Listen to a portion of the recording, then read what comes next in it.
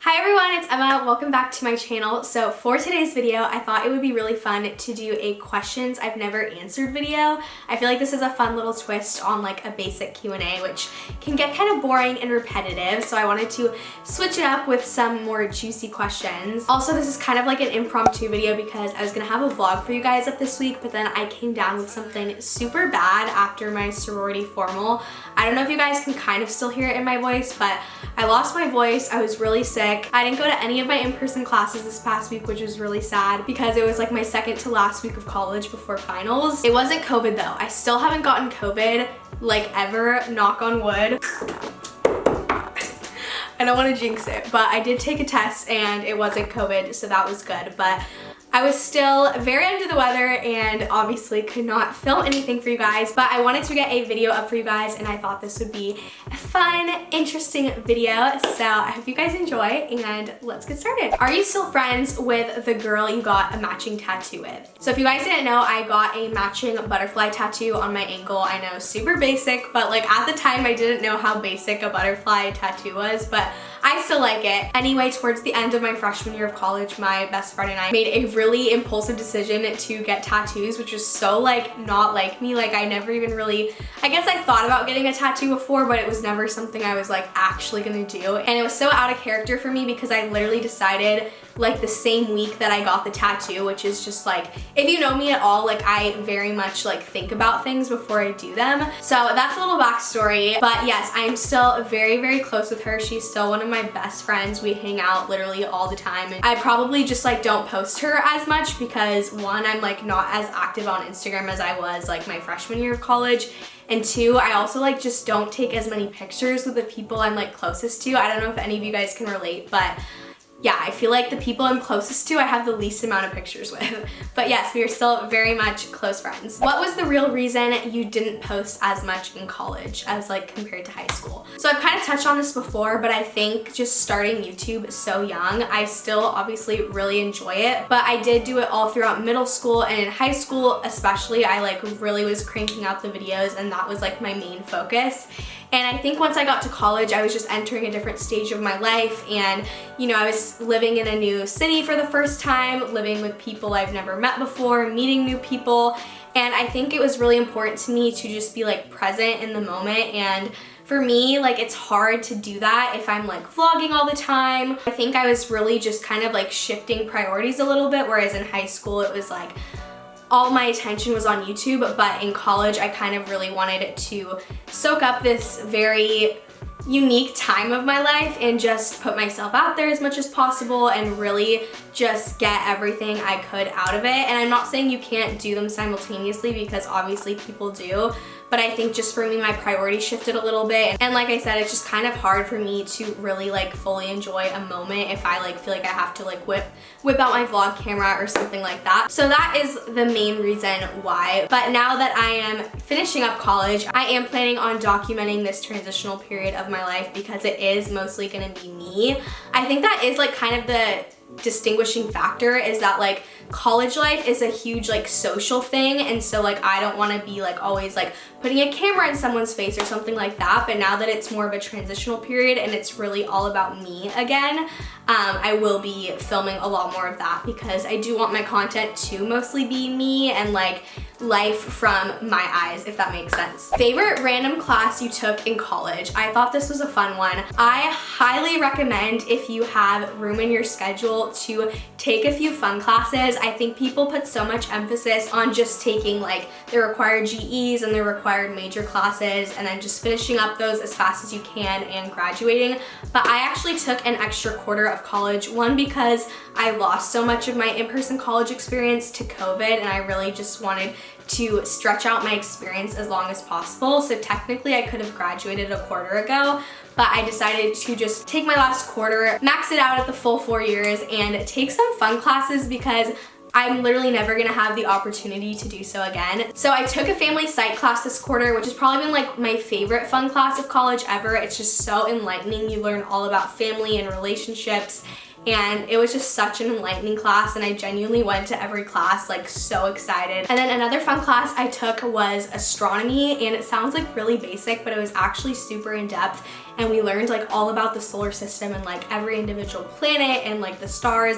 And it sounds kind of basic, but it was actually so fascinating and really put into perspective how like minuscule we are as human beings. Like the world is so vast, and it was just kind of like really hard to like wrap your mind around. And so with that class, we learned a lot about like our planet, and with that we also learned a lot about climate change, which I feel like before I didn't have like a super firm grasp of. We basically learned a lot about how huge corporations have a huge impact on our overall carbon footprint. And so by supporting big corporations like that, you are contributing to that large carbon footprint. So it really put things into perspective for me about how little like individual habits impact things on a global basis. And if we all kind of like have the attitude that like, oh, I'm just one person, like me changing this little habit isn't gonna do anything, then nothing is going to change. So little things like habitually buying from Amazon for all your little purchases really do have an impact. And over time, all of these carbon emissions and burnings of fossil fuels really do have a negative impact on all species of life on Earth. So I really do encourage you guys to take a class like that or educate yourself, because it is going to impact your quality of life and nature and future generations. And it was honestly really scary to learn about, but also very important. So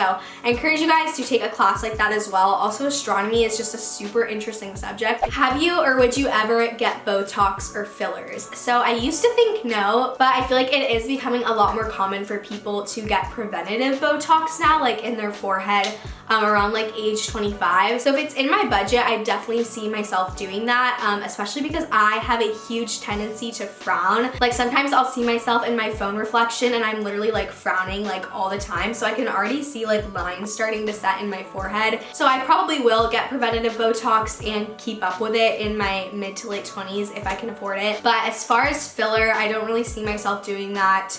Another procedure I kind of want to get is buccal fat removal.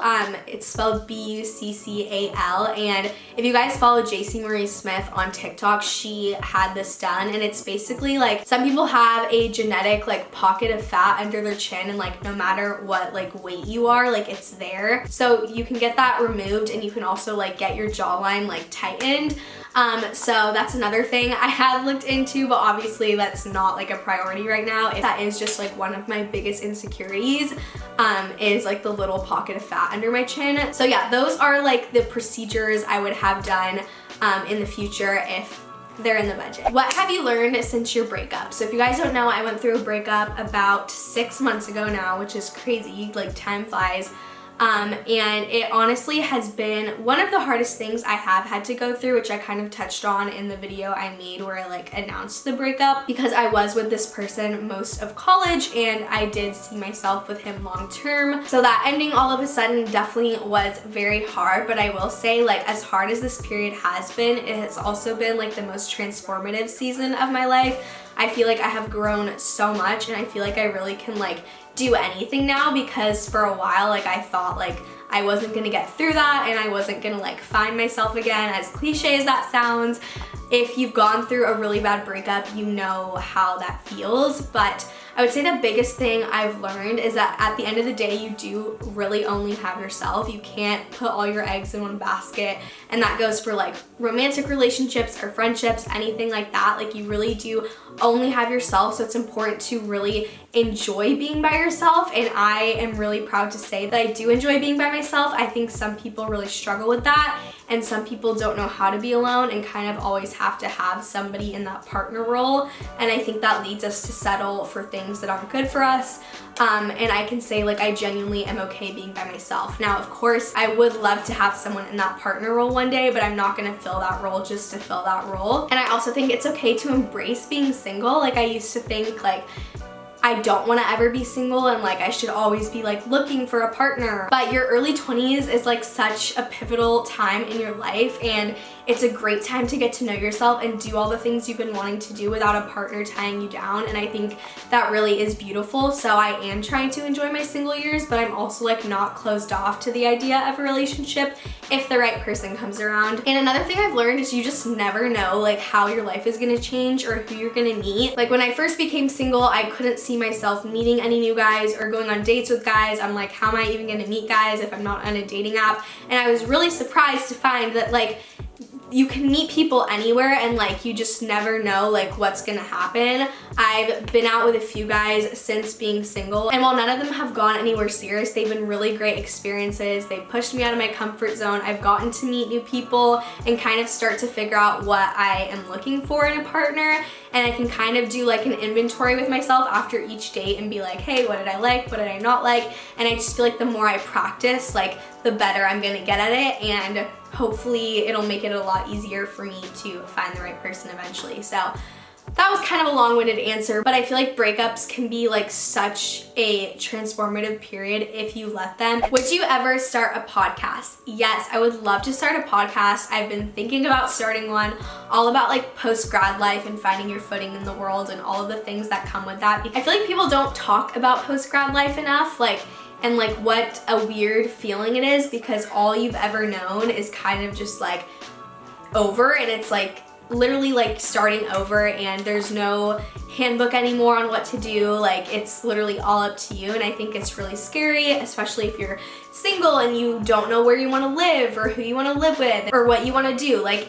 it's literally a clean slate, and with that comes a lot of anxiety, I think. And I just kind of want to talk about that process with you guys and be honest about where I'm at and what I'm going through and all of that. So I think a podcast about a young 20-something trying to find her footing in the world would be super cool, and that's definitely something I see in the future. So hopefully I can make that a reality. I will keep you guys updated. Let me know if you guys would listen if I did make a podcast. Overall, are you satisfied with your college experience? I would say overall, yes. I do think I made the most of my experience for the most part. It is sad that I lost like a year and a half because of COVID, and I always like wonder like how things would be different or like who I would have met that I didn't meet. But obviously that's just like part of like my college story, and it does make it super unique. Like there's obviously only a few people who will have gone to college during a global pandemic, and I think that's pretty cool, and like it's gonna be something I tell my kids about. But obviously with that, I did lose out on a lot of experiences, so I almost feel like my experience was shortened. But I think I made the most of the experience. And you know, going into college, I also thought I would be leaving with like the person I'm gonna potentially marry, and for a while it seemed like I was on that track, but obviously it didn't end up happening that way. So I think there's obviously some sadness with that, and it's not like, oh, I wish I was still in that relationship, but just sadness and grieving the fact that that isn't the case, if that makes sense. But I do think everything works out the way it's supposed to. I really do believe in like a greater plan, like whether you believe in like God or the universe, I do think it is working in my favor. Have you ever had to break up with a friend, and how did you do it? So I have had friendships where I kind of came to the realization that me and this person are not in the same life stage anymore, and our values don't align, and they kind of are energy takers rather than energy givers. But I don't necessarily believe in like having a cold cut friendship breakup unless they have betrayed you in some major way, and like that's necessary. For me, when I notice that I am no longer aligned with someone anymore at my stage in life, I kind of will just slowly distance myself from that friendship until it naturally fizzles out. But I'm not really the type of person to be like, hey, we need to talk, like you're not serving me anymore and we're not gonna be friends. I just think that's like really dramatic and unnecessary, and I don't really think you need to burn a bridge with someone, because you never know, like maybe you don't align in this current stage of life that you're in, but maybe you will down the road, or maybe they could be a network connection for you. Like I just don't really believe in burning bridges with people unless like it needs to be done, if that makes sense. What are you most nervous about post-grad? So in my last video, I kind of talked about like all of my post-grad thoughts, but it was more about like being in this transitional period that I'm in right now, like with looking for a job and comparing yourself to other people and what they're doing after college. But as far as like this new stage of life that I'm entering into, I would say it feels like I'm definitely starting like real adult life. Like I guess when I went to college, like I was technically an adult, but I feel like you're almost like a mini adult because you're still like kind of dependent on your parents. You're not like fully independent yet.